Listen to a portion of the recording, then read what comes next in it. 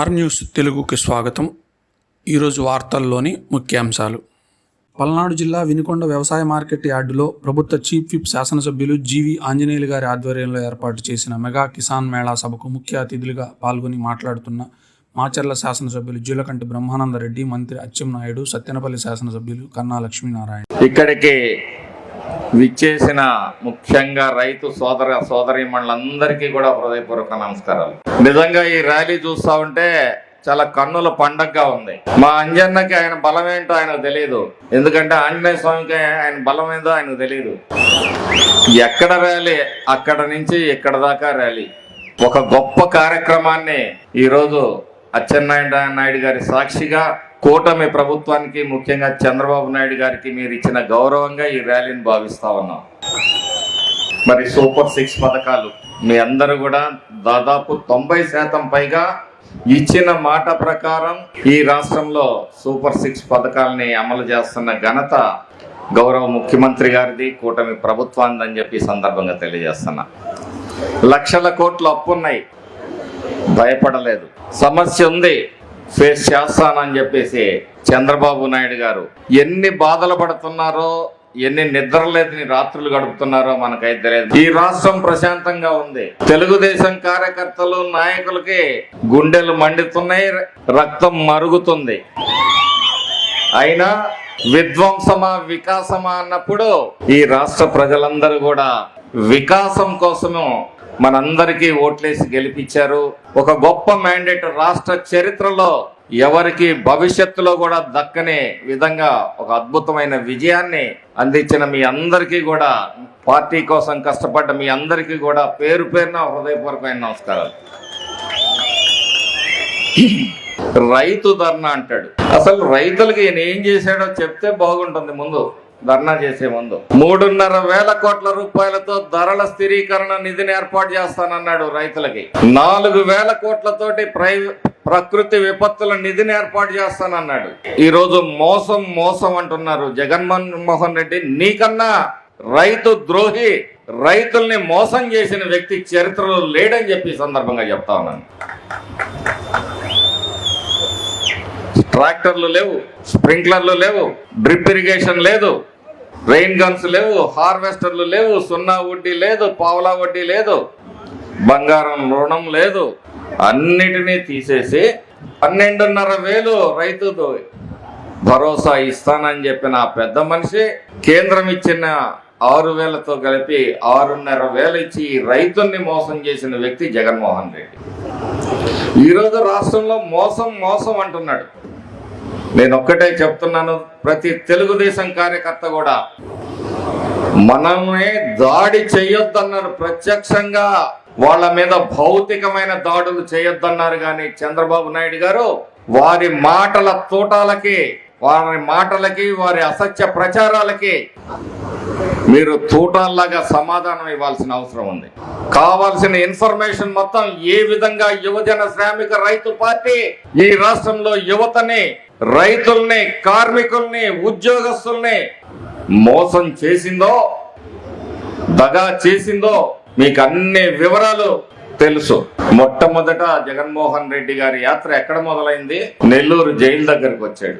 ఎందుకు వచ్చాడు? మాచర్ల మాజీ శాసనసభ్యుడు ఈవీఎంలు పగలగొడితే అక్కడికి పరామర్శ యాత్రకు వచ్చాడు. అక్కడికి వచ్చి ఏం చెప్తాడు? ప్రజాస్వామ్యం గురించి చెప్తాడు. ప్రజాస్వామ్యాన్ని అపహాస్యం చేసిన వ్యక్తి జైల్లో ఉంటే పరామర్శకు వచ్చి ప్రజాస్వామ్యం గురించి మాట్లాడతాడు. మరి వినుకొండ వచ్చాడు రెండవసారి. 2 రౌడీ షీటర్లు చచ్చిపోతే ఆయన పరామర్శ యాత్రకు వచ్చాడు. 3 తెనాలు వచ్చాడు. గంజాయి బ్యాచ్ ని లోపలేసి పోలీసులు కుమ్మితే వాళ్ళని పరామర్శించడానికి వచ్చాడు. 4 సత్తెనపల్లి బెట్టింగ్ బ్యాచ్, వాడు ఆత్మహత్య చేసుకుంటే నీ కూతలు నమ్మి వాడిని పరామర్శించడానికి వచ్చి 2 పొట్టను పెట్టుకున్నాడు. అక్కడికి వచ్చి ఆగాడా? రఫాలు ఆడిస్తాడంట. ఏందో ఆయన రఫాలు ఆడిచ్చేది? ఏం మనకు చేతులు లేవా, కాళ్ళు లేవా? నీకు లేని మాకు అధికారం కూడా ఉంది. అయినా సంయమనంతో ఈ రోజు రాష్ట్ర అభివృద్ధి సంక్షేమం లక్ష్యంగా కూటమి ప్రభుత్వం పనిచేస్తా ఉంటే ఎక్కడ ఏం జరుగుద్దా, ఎక్కడ శవాలు కనపడతాయా అని చెప్పి ఎదురు చూసే దౌర్భాగ్యమైన పార్టీ వైసీపీ పార్టీ. తండ్రి శవాన్ని అడ్డం పెట్టుకుని స్టార్ట్ చేశాడు ఆ శవ రాజకీయాల్ని. కోడి కత్తి, వివేకానంద రెడ్డి హత్య, గులకరాయి డ్రామా. ఈయన ప్రజలకు సేవ చేసేవాడు కాదు. ఎంతసేపు సానుభూతి రాజకీయాలు కావాలి. అనునిత్యం ఈ రాష్ట్రం రావణ కాష్టంలా ఉండాలి.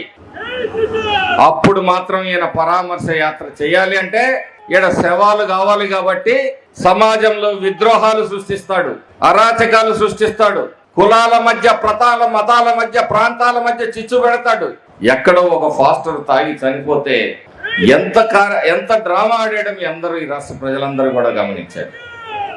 అంటే మతాల మధ్య చిచ్చు పెట్టాలి, ప్రాంతాల మధ్య చిచ్చు పెట్టాలా, పబ్బం గడుపుకోవాలి. ఒక్క మాట చెప్తున్నాం, ఇక్కడ ఉంది కూటమి ప్రభుత్వం, దాని అధినాయకుడు చంద్రబాబు నాయుడు గారు. మీరు రఫా కాదు, మీకు పిచ్చి కూతలు కూస్తే తగిన మూల్యం చెల్లించుకోవాల్సి వస్తుంది. ఈ రాబందులు ఈ రాష్ట్రంలో ఎక్కడ శవాలు కనపడతాయని ఎదురు చూస్తారు. ₹1 కోటి ప్రకటించాడు విజయవాడ వరదల్లో మునిగిపోతే. మా అచ్చెన్న గారి నాయకత్వంలో మేము ఎమ్మెల్యేలు అందరం బురదలో తిరిగాం. ₹1 కోటి కూడా ఇవ్వకుండా దాచిపెట్టుకొని పోయాడు. పవన్ కళ్యాణ్ గారు 4 కోట్లు ఇచ్చాడు. ఆయనేమో అన్ని లక్షల కోట్లు దోచిన వ్యక్తికి ₹1 కోటి ప్రజల కోసం ఇవ్వలేడు. అనేక రకాలు ఈ రాష్ట్రంలో రైతాంగాన్ని మోసం చేశాడు. మెగా డిఎస్సి అన్నాడు, దగా చేశాడు. మరి జాబ్ క్యాలెండర్ అన్నాడు. ఇవన్నీ చేయలేదు కాబట్టి మనందరం ఈ రాష్ట్రంలో ఉన్నాం. స్వాతంత్రం వచ్చింది, 78 సంవత్సరాలు పూర్తయింది. తెలుగుదేశం పార్టీ పుట్టింది 44 సంవత్సరాలు పూర్తి చేసుకుంది. చాలా మంది పెద్దవాళ్ళు ఉన్నారు, మధ్యస్థులు ఉన్నారు. తెలుగుదేశం పార్టీ పెట్టిన తర్వాత పుట్టిన వాళ్ళు కూడా చాలా మంది ఉన్నారు. కానీ ఈ పరిస్థితులన్నీ ఒక్కసారి ఈ రాష్ట్రంలో గమనంలోకి తీసుకుంటే, తెలుగుదేశం పార్టీ ఏర్పడి ఈ 43 సంవత్సరాల సుదీర్ఘ ప్రయాణంలో విశ్వవిఖ్యాత నట సార్వభౌముడు నందమూరి తారక రామారావు నుంచి నేటి మన నాయకుడు, మన ముఖ్యమంత్రి చంద్రబాబు నాయుడు వరకు నిరంతరం అధికారంలో ఉన్నా, ప్రజాపక్షంలో ఉన్నా, ప్రతిపక్షంలో ఉన్నా ప్రజల గురించి ఆలోచించాం తప్ప ఎప్పుడు ఇంకొక కార్యక్రమం చేయలేదు. రాష్ట్రంలో అధికారంలో ఉంటే అధికారాన్ని ఉపయోగించి ప్రజలకి సేవ చేసేవాళ్ళం. ఒకవేళ అధికారం లేకపోతే పార్టీ తరపున ప్రజల పక్షాన ప్రజల సమస్యలు ప్రభుత్వం దృష్టికి తీసుకొచ్చి పరిష్కారానికి మార్గం చూపేవాళ్ళం. ఇది నిరంతరం తెలుగుదేశం పార్టీ 43 సంవత్సరాలుగా చేస్తున్నటువంటి కార్యక్రమం. ఎప్పుడు ఇబ్బందులు కలగలేదు, ఎప్పుడు మనకి సమస్యలు రాలేదు. కానీ 2019లో ఒక దుర్మార్గమైన వ్యక్తి రాష్ట్రానికి ముఖ్యమంత్రిగా వచ్చిన తర్వాత తెలుగుదేశం పార్టీ కార్యకర్తలు, నాయకులు ఎన్ని ఇబ్బందులు పడ్డారో ఒక్కసారి మనం గుర్తు చేసుకోవాలని చెప్పి తెలియజేస్తున్నాను. ఇబ్బందులంటే మామూలు ఇబ్బందులు కాదు. దుర్మార్గుడు ఒక ఆలోచన చేశాడు. ఈ రాష్ట్ర ప్రజలు ఒక్క అవకాశమని తప్పుడు హామీలు ఇచ్చి నాకు అధికారాన్ని ఇచ్చారు. నా అధికారాన్ని దౌర్జన్యంగా, అవినీతి పరంగా తెలుగుదేశం పార్టీ కార్యకర్తలను నాశనం చేసి, తెలుగుదేశం పార్టీ లేకుండా, కార్యకర్తలు లేకుండా నేనే ఈ రాష్ట్రానికి 30 సంవత్సరాలు ముఖ్యమంత్రిగా ఉండాలి. ఈ రాష్ట్రంలో నా రాజకీయ పార్టీ తప్ప ఇంకొక పార్టీ ఉండకూడదని మనకు 5 సంవత్సరాలు ఎన్ని ఇబ్బందులు పెట్టారో మనందరం గుర్తు చేసుకొని పాలన సాగించాలని చెప్పి తెలియజేస్తున్నాను. నేను చాలా సార్లు చెప్పాను, జగన్మోహన్ రెడ్డి, తెలుగుదేశం పార్టీ నీ పార్టీ లాగా గాలికి పుట్టలేదు. ఈ పార్టీ పెట్టింది విశ్వవిఖ్యాత నట సార్వభౌముడు నందమూరి తారక రామారావు. ఈ పార్టీని నువ్వు, నీ తండ్రి, నీ తాత ఏమీ చెయ్యలేరని చాలా సార్లు చెప్పాను. మళ్ళీ కూడా ఈ సందర్భంగా చెప్తున్నాను. చాలా మంది అనుకున్నారు ఇన్ని బాధలు వచ్చాయి, ఇన్ని ఇబ్బందులు వచ్చాయి, పార్టీ పరిస్థితి ఏమని. కానీ మొన్న జరిగినటువంటి ఎన్నికల్లో చంద్రబాబు నాయుడు పిలుపు మేరకు జనసేన అధ్యక్షుడు శ్రీ పవన్ కళ్యాణ్ గారు, దేశ ప్రధాని శ్రీ నరేంద్ర మోడీ గారు ఒక మంచి ఆలోచనతో 3 పార్టీలు కలిసి పోటీ చేస్తే దేశ చరిత్రలో ఏ రాష్ట్రంలో ఏ పార్టీకి రానన్నటువంటి మెజారిటీ ఇచ్చారని చెప్పి సందర్భంగా తెలియజేస్తున్నాను.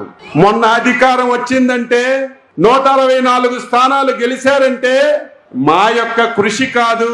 5 సంవత్సరాలు త్యాగాలకి సిద్ధపడ్డారు, ఆస్తులు కోల్పోయారు, జైలుకి వెళ్లారు, అవమానాలు పడ్డారు. కానీ జెండా వదలకుండా కృషి చేసినటువంటి కార్యకర్తల కష్టమే మొన్న ఎన్నికల్లో విజయమని ఈ సందర్భంగా తెలియజేస్తున్నాను.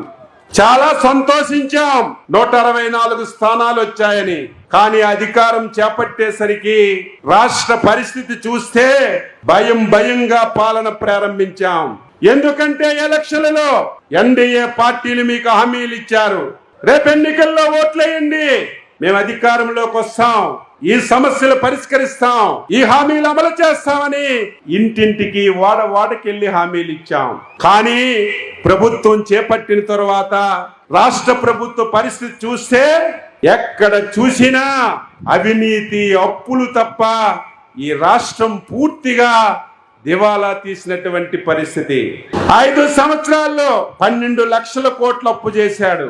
అప్పటికే పని చేసినటువంటి కాంట్రాక్టర్లకి 1,50,000 కోట్లు బిల్లులు ఇవ్వలేదు. ఈ రాష్ట్రంలో ఉన్నటువంటి ఆస్తులన్నీ తాకట్టు పెట్టి ఆంధ్రప్రదేశ్ ఆర్థిక వ్యవస్థని పూర్తిగా చిన్నాభిన్నం చేశాడు. హామీలు ఇచ్చాం, ఏం చేయాలి, ఏ విధంగా నెరవేర్చాలని భయంగా మనం ఉన్నాం. అయితే ఈ రాష్ట్రం అదృష్టం ఏమిటంటే చంద్రబాబు నాయుడు లాంటి వ్యక్తి మన రాష్ట్రంలో పుట్టడం, మనకి ముఖ్యమంత్రి కావడం ఈ రాష్ట్ర ప్రజలు చేసుకున్నటువంటి అదృష్టం అని చెప్పి ఈ సందర్భంగా తెలియజేస్తున్నా. ఈ సందర్భంగా మరి ఆంజనేయులు గారు భారీ ట్రాక్టర్ ర్యాలీ, బహుశా ఆంధ్రప్రదేశ్ లోనే ఇవాళ జరిగినటువంటి ఈ ర్యాలీ ఇంకెప్పుడు జరిగి ఉండదు అని చెప్పేసి నేను అనుకుంటా ఉన్నాను. అలాగే ఈ సందర్భంగా మరి రైతు సదస్సు లాగా రైతుకి అనేక రకాలైనటువంటి సలహాలు ఇచ్చే విధంగా ఈ సభ ఏర్పాటు చేసినందుకు కూడా ఆంజనేయులు గారిని నేను అభినందిస్తా ఉన్నాను. మరి నాకన్నా ముందు మాట్లాడినటువంటి పెద్దలందరూ కూడా అనేక విషయాలు చెప్పారు. ఒక రాక్షస అరాచక పాలనని పారద్రోలి ప్రజాస్వామ్య విధంగా పాలించేటువంటి ఎన్డీఏ కూటమిని కేంద్రంలో నరేంద్ర మోడీ గారు, రాష్ట్రంలో ఎంతో అనుభవం కలిగినటువంటి నాయకుడు చంద్రబాబు నాయుడు గారి నాయకత్వంలో ఇవాళ 14 మాసాలుగా ఈ రాష్ట్రంలో అభివృద్ధి, సంక్షేమం, మరి డబుల్ ఇంజిన్ సర్కార్ ఉరకలు పెడుతున్నటువంటి మాట మనం చూస్తా ఉన్నాం. ఈ రాష్ట్రంలో ప్రధానంగా ప్రజలు ఎంతో జీవన ప్రమాణాలు పెరుగుతూ ప్రజలెంతో శాంతి భద్రతతో జీవిస్తున్నటువంటి విధానాన్ని మనం చూస్తా ఉన్నాం. మరి ఇటువంటి ప్రజాస్వామ్యయుతంగా పాలించేటువంటి ఈ పాలనకి మీ అందరి ఆశీస్సులు ఉండాలని, ఎందుకంటే చాలా కాలాతీతమైంది. మన ముఖ్య అతిథి మాట్లాడాల్సినటువంటి అవసరం ఉంది. వ్యవసాయ రంగం గురించి, ఈ రాష్ట్రంలో 14 మాసాలుగా జరుగుతున్నటువంటి అభివృద్ధి సంక్షేమ కార్యక్రమాల గురించి, అలాగే రాక్షస పాలనలో ఎన్నో ఇబ్బందులు పడి ఉన్నారు, వాటి గురించి కూడా మరి చెప్పాల్సినటువంటి అవసరం ఉంది. కాబట్టి మరి నాకు ఈ అవకాశం ఇచ్చినటువంటి మిత్రులు ఆంజనేయులు గారికి నాకు హృదయపూర్వక ధన్యవాదాలు తెలియజేస్తూ సెలవు తీసుకుంటాను.